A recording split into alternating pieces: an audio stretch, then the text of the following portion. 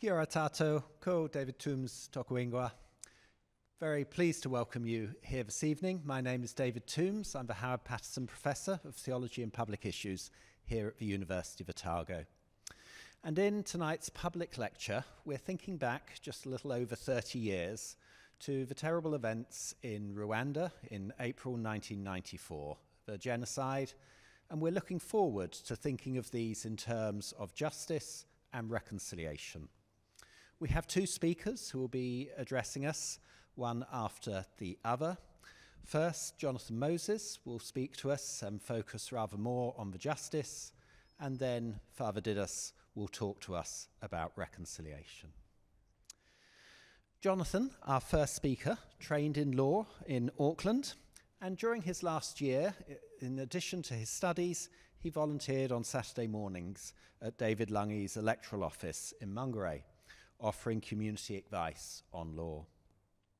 He then practiced law in South Auckland for 14 years and was a founding solicitor at the Mangere Community Law Centre in 1986. In 2000, his career took a slightly different turn when he moved to Arusha, Tanzania, where he served for 8 years as a senior trial attorney at the International Criminal Tribunal for Rwanda as it processed some of the perpetrators of the 1994 genocide. After his time on the tribunal from 2001 to 2008, he returned to Auckland to serve as a district judge. We're extremely grateful to Jonathan for being willing to come down to mark this event and share from his knowledge and expertise to help us reflect on justice and reconciliation in Rwanda. Please welcome Jonathan.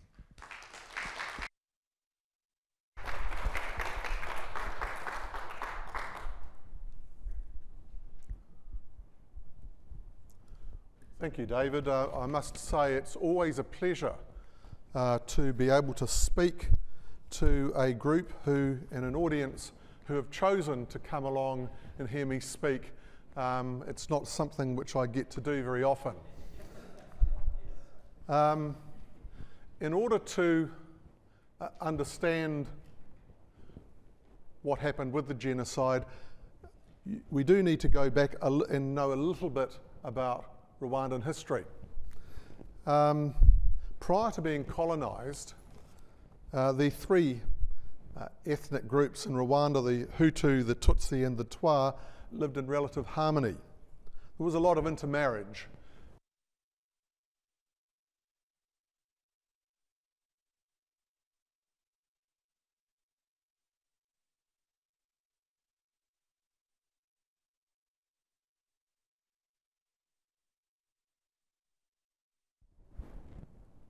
Is that working? Good.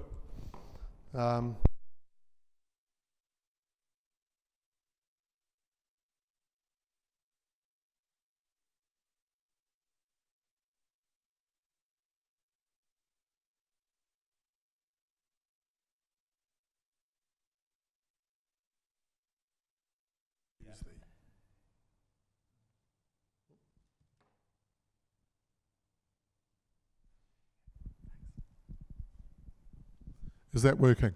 Excellent. As I was saying, the Belgians introduced an identity card system where people were all given an identity card which recorded an ethnicity on that card.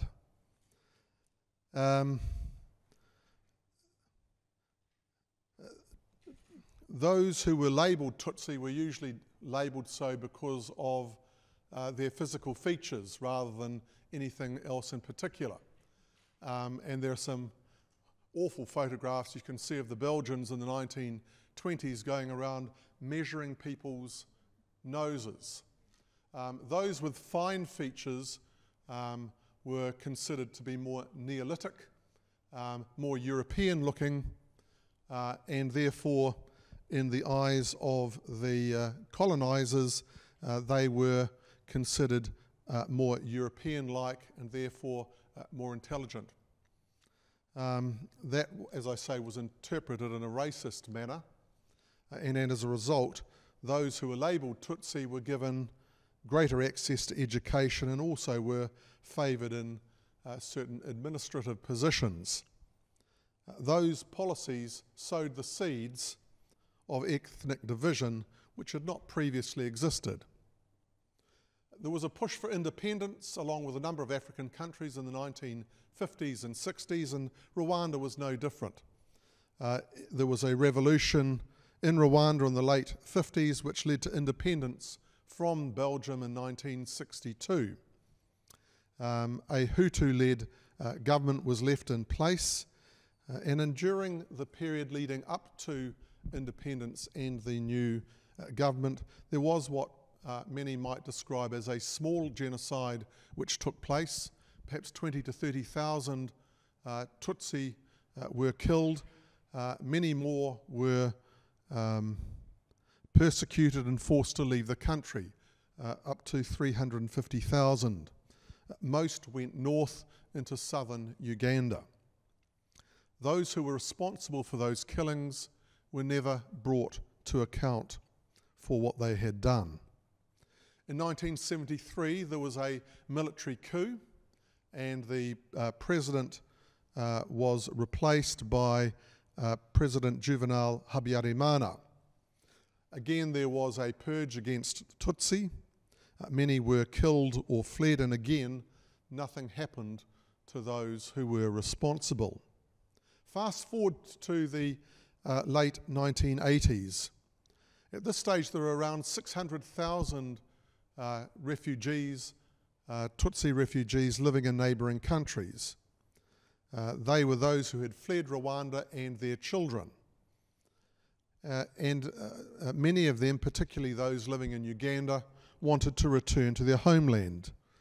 But the Rwandan government at the time would not allow that unless you had an ability to show you could support yourself. So the Rwandan Patriotic Front, the RPF, and their military ring, the Rwandan Patriotic Army, were formed in 1988 and tried to force their way back into the country in October 1990. Now that conflict ended in a military stalemate, but internationally it was recognised that the situation needed to be addressed, and that the refugees had a right to return to their homeland. After that military stalemate, the UN organised peace talks between the Rwandan government and the RPF. They took place in Arusha, Tanzania, and the Arusha Peace Accords were signed in August 1993, and they required, amongst other things, that the RPF would be introduced into, integrated into government and into the army. That meant a number of people in the current government and army would lose their positions, and the powerful presidential guards were going to be disbanded. That left a lot in the Rwandan government and army upset with the situation, as they felt President Habyarimana had conceded too much in those negotiations. Around this time also there were radio stations which were constantly selling pro-Hutu, anti-Tutsi propaganda.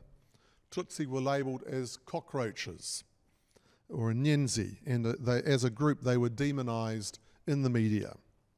Large stocks of machetes were imported into the country. And it was in the midst of this volatile situation that on the 6th of April 1994, an aeroplane that was returning from ongoing talks to do with the peace accords, which carried President Habyarimana and others, including the President of Burundi, was shot down as the plane approached Kigali airport. All on board were killed, and that event triggered the start of 100 days, which we now know as the genocide against the Tutsi. Within hours of the plane crash, roadblocks were established throughout Kigali and most of the country. Presidential guards went around Kigali, killing many prominent Tutsi or those who were considered sympathetic to the Arusha Power Sharing Accords. The government was replaced by an interim government, and its members consisted of only those from extremist parties, from the various political parties. It was then that the genocide commenced in earnest. Orders or directions could be passed down efficiently and effectively through a organisational structure left by the Belgians. They had divided Rwanda into 12 prefectures, regions. Each of those regions had several communes. Each of those communes had their own sectors. Each of those sectors had several 10 household groups. And so there was a sort of pyramid organisational structure whereby orders could be given to go down that structure in an efficient manner. Those officials who were moderate in their views and didn't follow directives were often replaced by extremists. Now, Tutsi obviously felt understandably scared and vulnerable, and many sought to flee to places where they felt they would be given protection. Places such as churches, schools, and other municipal buildings. Often several thousand people would gather at one of those buildings seeking protection. Sadly, these places became the sites of large-scale massacres. To get to those places, or to try to get to them, people would have to go through roadblocks. Roadblocks were sometimes manned by soldiers, but usually they were manned usually manned, there were some women, by militia called the Interahamwe. They were young men and some women with little or no training who were armed with machetes, clubs, other farm implements, a few with guns, who would check the identity cards. And if it had Tutsi on the card, then often those would be killed on the spot or taken away to another place to be killed. Neighbours were killing neighbours. Parishioners who worshipped together beside each other in church would be killing their fellow parishioners. Government leaders, military leaders, and communal leaders were often enthusiastic and often led the killings. During the course of the genocide, the radio stations I'd referred to earlier carried out an effective and efficient campaign of disinformation, blaming Tutsi for the conflict and called for the extermination of Tutsi. It was described as work. Areas where there had been large-scale killings were described as areas where people had been working hard. As a result of the events in Rwanda over the period of 100 days, best estimates are that between 800,000 and 1 million people were killed. Primarily Tutsi, or those associated, married to those who were Tutsi. Rape was also widespread and systematic and used as a tool of genocide of girls and women. Tutsi women were in both print and on radio demonised, and violence was incited against women. By the time the RPF had eventually taken over the country in July 1994, those most responsible for the genocide had fled Rwanda. Most of them had gone initially, at least, to the Congo, and then on to many other parts of Africa and indeed other parts of the world. What was the world's community's response to the genocide?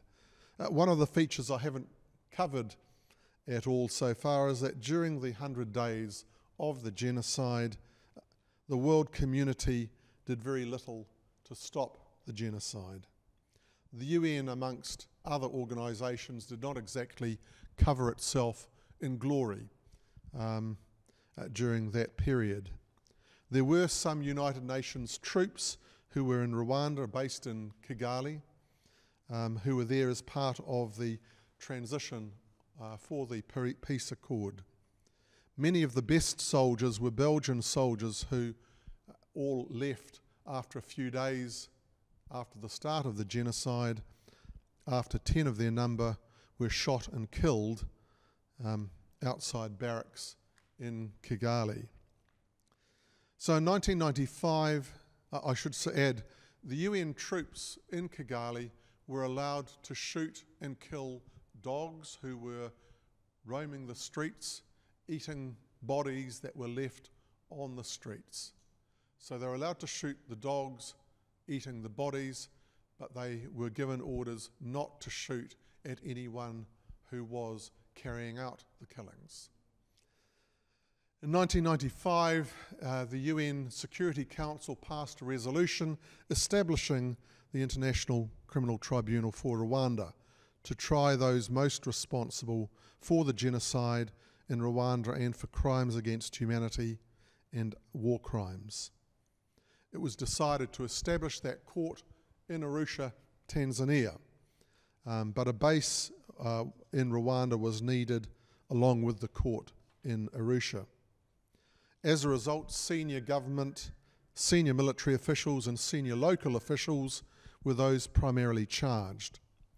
Other important figures in the media responsible for the hate media also were charged, as were leading Interahamwe, and sadly also were a few church officials who had taken part in mass killings at churches they were involved in. I was involved in several of those trials. I led the prosecution of the governor of Kigali, the capital, Colonel Tharsis Renzaho, who had fled to the Congo, where he was subsequently arrested and detained. I also led the prosecution of Father Atanas Saromba, who was the priest in charge of a church at Nyangi. It was a parish where there were some 2,000 people who had sought refuge in the church. Over a period of days, they were surrounded by militia who were trying to get in to attack them, and they were able to fend them off for a few days. It was then decided by several of the communal leaders, including Father Saromba, that the church should be bulldozed. And it was then bulldozed, and those who survived with the church collapsing on them were killed by the militia who came forward. As far as I'm aware, only one person survived after the attack on the church. There were 75 individuals brought to trial at the ICTR and 61 convicted. Each and every one of those 75 who were arrested and tried were arrested outside of Rwanda. There is a debate as to whether the cost of the tribunal was worth it. Could it have been more efficient? Absolutely. Many of the trials lasted for years. Many defendants waited years for their cases to be heard. This is wrong. There were, however, a lot of lessons learnt which have been to the benefit of the International Criminal Court. And there's been case law, which I won't go through in any great detail, which has been important case law. The first judgment, which was called the Akayesu judgment, was the first to interpret the definition of genocide as contained in the Genocide Convention. It also was groundbreaking for its affirmation of rape as an international crime, and their finding that rape may form the part of the act of genocide. It wasn't perfect justice, but to those who say it wasn't worth the money, I do pose the question: would it have been right for those who are most responsible to go unpunished for the evil that occurred in Rwanda? what message would that have sent to leaders in the future who may contemplate carrying out a genocide? That you can organise and kill 1 million people, have hundreds of thousands of people raped, and you can get away with it? I do believe that aspects of justice, namely personal accountability and deterrence, are important so that a community can move on and reconcile. There are clearly many factors that created the environment for the genocide to happen, and I've mentioned some: the hate media, the determination of an ethnic elite to monopolise power, a colonial history of divide and rule. There was also extreme poverty, and for some people it was a matter of taking someone's cow and land because they were poor. But also there had been impunity in the past for those who had been responsible for killings. And I have no doubt that in the minds of those who were leading the country, they thought they would be able to get away with it this time as well. And if there hadn't been an international tribunal, all of them were outside of Rwanda, they may well have gotten away with it. So it was important that the world community made a stand to start saying no to the impunity of leaders who were responsible for these despicable crimes. The tribunal also created a historical record. There are now many judgments as to what took place in Rwanda, and that it was a genocide against the Tutsi. That becomes important as with time it seems that whenever there's been a genocide throughout certainly recent histories, as years go by, there will be those who want to come along and deny the fact. It's important to say no loudly and clearly to any who may try to deny the fact that there was a genocide against the Tutsi. This has been an established fact in international court time and time and time again. Hannah Arendt's book, Eichmann and Jerusalem, A Report on the Banality of Evil, was a report on Eichmann's trial. And it introduced the expression and concept of banality of evil. Her thesis was that Eichmann was actually not a fanatic or a sociopath, but instead an average and mundane person. Banality in this sense doesn't mean that Eichmann's actions were in any way ordinary, but that his actions were motivated by a sort of complacency, which was wholly unexceptional. I was speaking to a defence lawyer who had represented one of the defendants at the tribunal, who said it was really only by the end of the trial, after hearing all the evidence, that he came to understand why Arendt had coined the term the banality of evil. Almost all of the defendants at the ICTR were highly educated, well-spoken, no doubt polite, and if you sat with them at a dinner table, I imagine you'd probably feel that you had a good deal in common with most of them. Fergal Keane, who was a BBC reporter, and one of the few reporters who was in Rwanda during the genocide, he had been in a number of places, but he'd been in Butare, which was the university town in the south of Rwanda. He struggled with his feelings from his time there. He's felt incredible guilt for not being able to do more, having seen what was going on and knowing what was going to happen to those he was filming. He described Butare at the time as a place consumed by evil, which he defined as a place with an absence of moral courage, kindness, and humanity.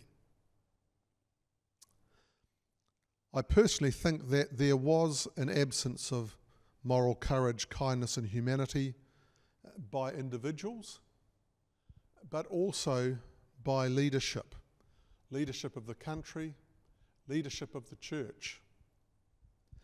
It appeared that some church leaders had become too closely aligned with the government in power, the political leadership, and they failed to try and hold those leaders accountable for their actions as to what was happening. But I've often pondered, when I was listening to the evidence, how would I have acted? It's a question I think we could all ask ourselves. I know how I would like to think I would have acted, but would I have shown in those circumstances the moral courage, kindness and humanity needed to make a difference? Certainly central to the Christian faith is the example of Christ laying down his life for others. Would I have done so if I was in the place of those I was prosecuting? Did those parishioners who were praying next to their neighbours at Nyangi Church at Easter 1994 think that they were going to kill the people sitting next to them within 2 weeks? I should add that some people did make a difference and show extraordinary moral courage, kindness and humanity. One elderly woman who was a witness whose evidence I led described arriving at the St. Paul's Centre in central Kigali. She said she was met by an angel. It was a Hutu priest, someone, she said, who would have died with us and for us, despite that he was Hutu, the fact that he was Hutu and they were Tutsi. Many of the survivors were remarkable in their willingness to forgive. I was speaking to Didace just before, and I was saying for many of them, they knew they weren't going to get their loved ones back. What they wanted more than any long prison sentence for the defendants was them to put up their hand and say, "I'm sorry." Sadly, almost none of those charged in Arusha did so. So whilst there were questions that I asked myself of myself and of God, I didn't undergo any particular crisis of faith as a result of the work I was involved in. And the work of reconciliation in Rwanda post-genocide, which you'll hear more about from Didace, I suspect is remarkable given the experiences that so many went through. Many of the people living in Rwanda are living examples of their faith in action and the power of forgiveness. Thank you.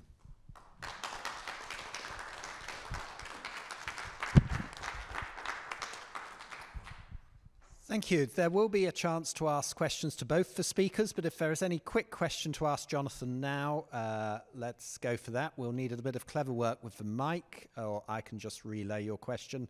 If there are no questions at this stage for Jonathan, that's absolutely fine. There'll be a chance to ask him questions after we've heard from Father Didace. In which case, thank you. I'm delighted, therefore, to welcome our second speaker, Father Didace Kamana, a Catholic priest from Rwanda, who's currently undertaking his PhD, I think he's in the last year, here at Otago in the National Centre for Peace and Conflict Studies. His extensive experience with NGOs and civil society, including being co-founder at the Africa Centre for Strategy and Policy and a Green Faith Programme Fellow in 2019. His LinkedIn profile reflects his international outlook, listing 10 languages. His master's thesis, completed at American University in 2018, was on the subject, Reconciliation and Peacebuilding, the Catholic Church's Mission in Post-Genocide Rwanda. So it just seemed too good an opportunity in what may well be Didace's last year with us, to invite him to speak to us this evening, taking up the challenges of reconciliation in his home country of Rwanda. We look forward to hearing from you.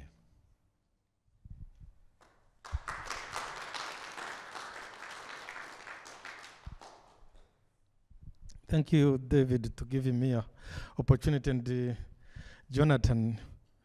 So I just want to start by what Jonathan was talking about, Hannah Arendt.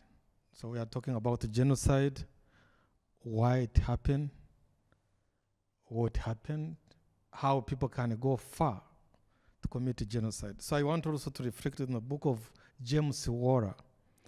He wrote, Becoming Evil, how ordinary people can commit mass killing and genocide.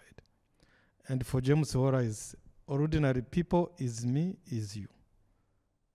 He, those who committed the genocide were good parents. They were, as you said, they were smart, they were lawyers, they were readers, but they committed extraordinary evil. So when we are reflecting on this commemoration of Rwanda genocide, I am capable to commit genocide as you can be capable to commit evil. So it's why we have to, when we commemorate, we have to be reminded that we can have human failure and faith failure. So this is Rwanda, far away from New Zealand. Yeah, so, but Rwanda became popular because of, not because we did well, but because we made extraordinary evil. And why we have to reflect to say never again. So I want to reflect on reconciliation towards peace, unity, and forgiveness in Rwanda reconciliation. So my reflection will reflect on reconciliation, the brief history. You already said this is how they will measure people's nose and classify people. And I will not talk about that, but I will just reflect on genocide happened, what next to Rwandans? International Tribunal Court for Rwanda was set up, some legal framework was set up. To me, it's not enough. How individuals and the communities and the families, both from victims and perpetrators, can rebuild again their lives. Jean-Paul Rederach talks about reconciliation. He just defined reconciliation as a restoration of broken relationships, where you call people to come together, family, communities, and then to create a new shared experience and perception. So I think I will reflect on 3 levels of reconciliation. One is the political reconciliation, which the government set up some policies that the people can start some efforts for reconciliation. And then I will go for individuals' reconciliation. And then I will go for interpersonal reconciliation.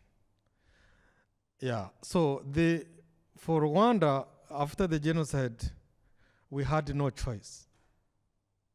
We had no choice. Neighbors killed neighbors, family members killed each other, co-workers killed each other, leaders killed their own people. So there were no choice unless to live together. And then you have you are sending your kids to the same school, you are attending the same church, you are going to the same hospital, even if you seem to be enemies. There is no choice unless you reconcile and you forgive each other. So it's why I say peace and unity and forgiveness, whatever process was, as more imagination. When you commit a crime and you commit that extraordinary evil, afterwards you have that dream of moral imagination. You dream how Rwanda could look like. And then I think both perpetrators and victims are having that more imagination where you want to be in the next society. Yeah, so government may put policies and initiatives, but everybody, victims, perpetrators, are having a moral imagination. So it's why I'm reflecting personal level. How someone who committed genocide or his families, how victims, survivors of genocide, imagine to live. As we reflect on Christian life, survivors, they blame themselves. Why am I survived? And then they blame God. Why did you allow this to happen? And then they blame their victims. Why did you do this to me? All those are blames. You blame yourself, you blame God, and then you blame others. You blame even your own history and your country. Why am I Rwandan? Why I was born in this country of killing? So then reconciliation will be also a personal process where you accept yourself, you forgive yourself, then you forgive God, and then you can forgive your neighbor. So this personal everyday forgiveness, as I showed, this is some coffee people are working together. Everyday life, the people can reach the level of forgiveness. It's good if the government can put some policies, as we had Gacaca courts. Gacaca courts set up by the government to help people in the communities to witness and have apology and forgiveness, but also comes from individuals taking initiative to say, I did wrong, this is not fair, I want to leave. Forgive and apologize, and then live my life.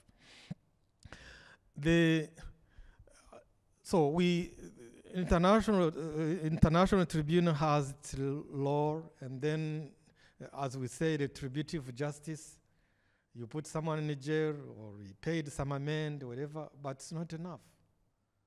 You need also to think what is next in your rebuilding your broken relationships. But I'm not denying that justice has to happen, accountability has to happen, but personal process for healing.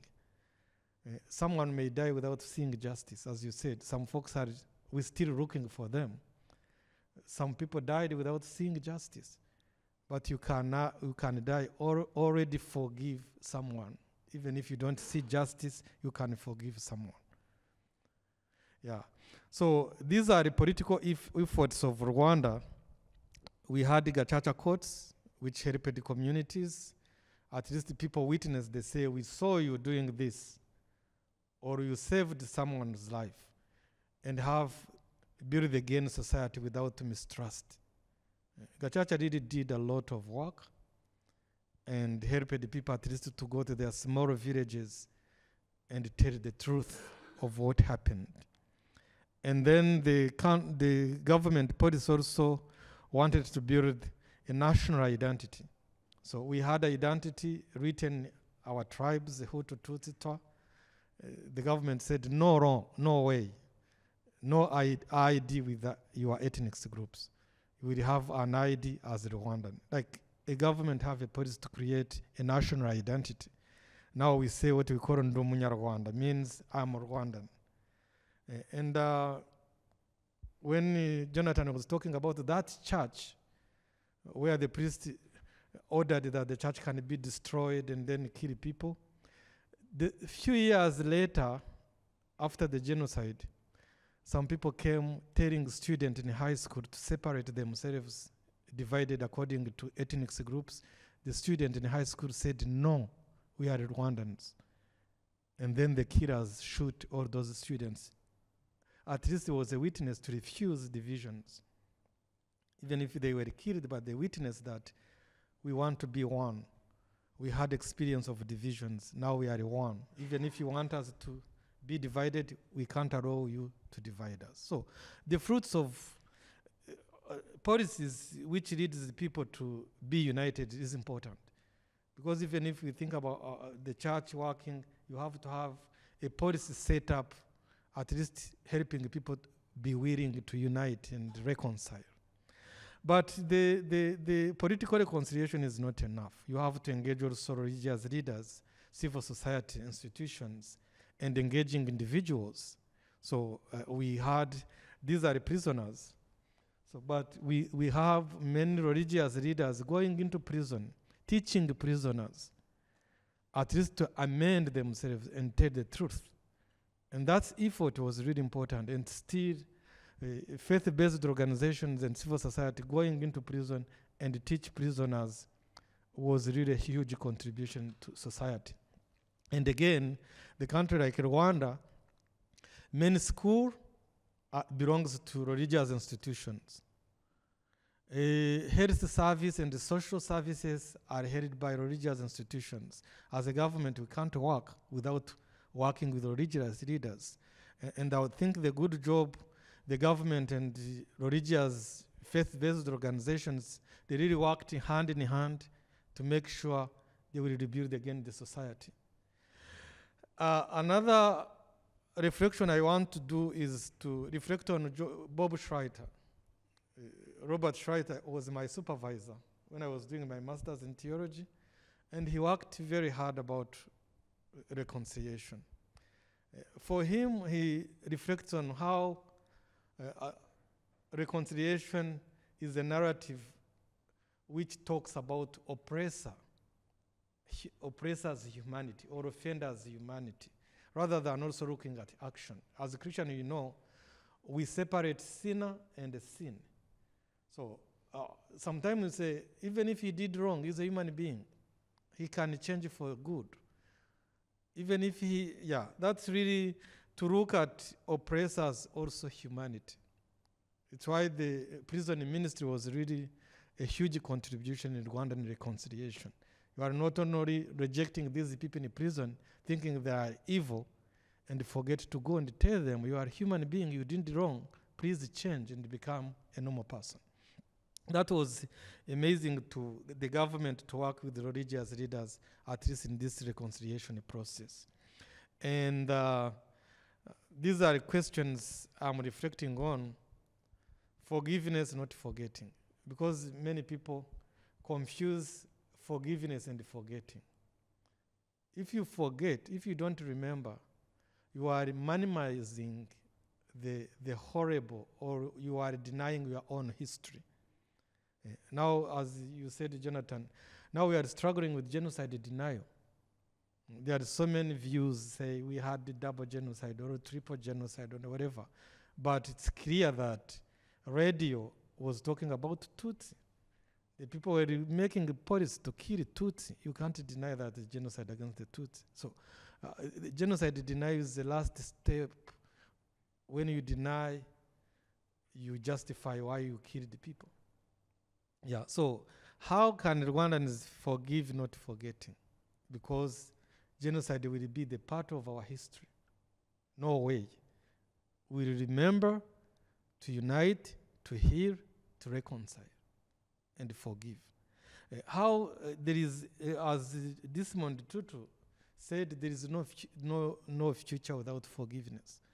So we forgive ourselves, we forgive God, we forgive our perpetrators, we forgive our history, and then we look for the future. And the many Rwandans did.